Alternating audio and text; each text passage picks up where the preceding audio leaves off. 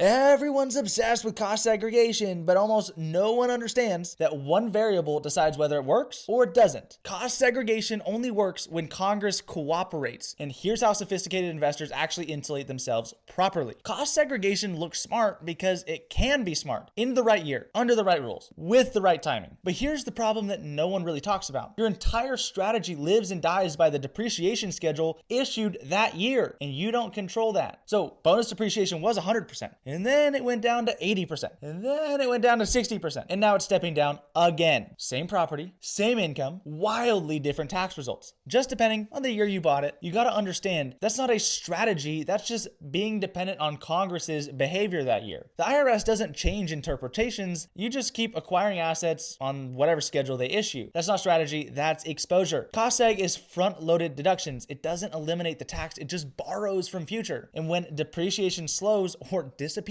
the income doesn't. So what happens then? You're still personally tied to the income. You have the same liability, the same audit profile, and now fewer deductions to hide behind. This is where most investors will stall out. Sophisticated investors solve this by separating the income control from tax timing. How do you do that? You move the assets and operating income into a properly designed non-grantor trust. Two different ones. Here's what changes. First, the trust becomes the taxpayer, not you. Second, income can be categorized and then allocated inside the trust instead of being forced onto your personal return. Third, depreciation becomes supporting tool, not the foundation of the plan. So when depreciation rules change, the strategy doesn't break. Cost segregation optimizes within the tax code. A trust changes where the tax code applies. So if your plan only works in good depreciation years, it's fragile. If you want structure that works regardless of what Congress does next, comment trust down below and I'll show you how to set one up.